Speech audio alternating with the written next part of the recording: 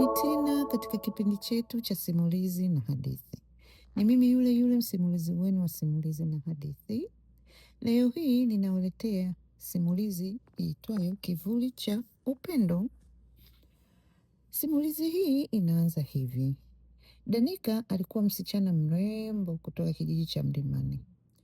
Watu walimfahamu kwa tabia yake ya upole na bidii yake.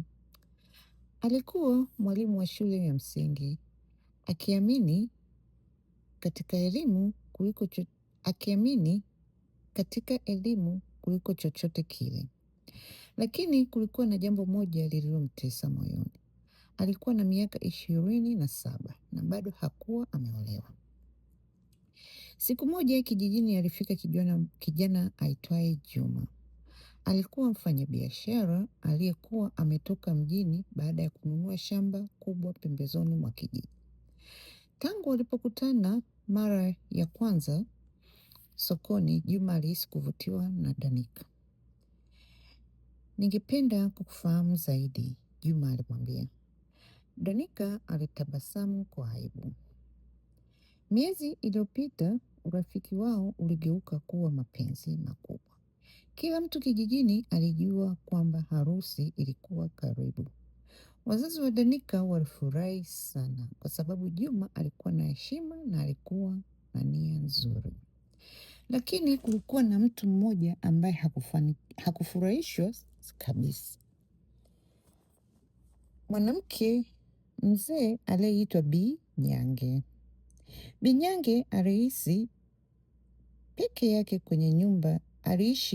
yake kwenye nyumba ya udongo kando kando ya msitu. Watu wengi waliamini kuwa alikuwa anajihusisha na mambo ya kichawi. Hakuna aliyekuwa na ushahidi, lakini kila tukio la ajabu kijijini lilipojitokeza jina lake lilitajwa. Siku moja alimsimamisha Danika njiani. Binti yangu, usiolewe na huyo kijana. Danika alishtuka. Kwa nini mama? Binyange alimtazama kwa macho mazito. Kwa sababu kuna kivuli kinamfuata. Danika alicheka kidogo. Mimi siamini mambo hayo. Binyange hakujibu. Aligeuka na kutembea kuelekea msituni. Siku chache baadaye mambo ya ajabu yakaanza kutokea. Kila usiku Juma aliota ndoto ile ile. Aliota mwanamke aliyevaa nguo nyeusi akisimama mbele ya nyumba yake.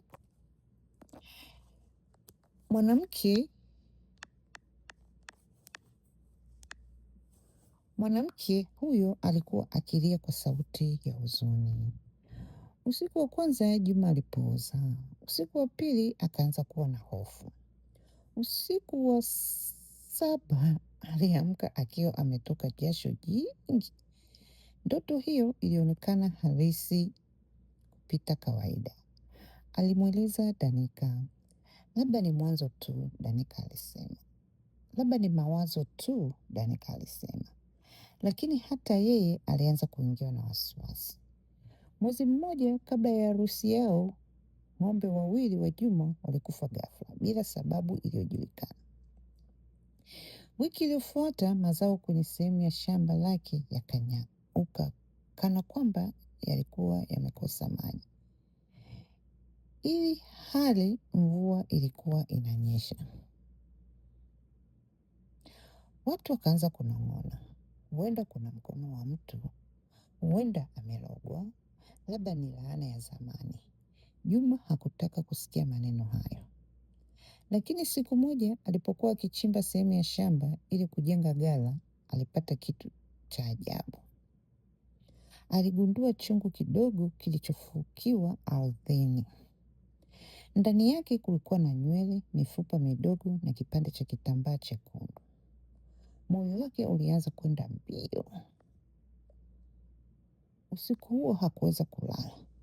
Alipojaribu kufumba macho, alisikia sauti ikinong'oneza karibu na dirisha. Ondoka kabla hujachelewa.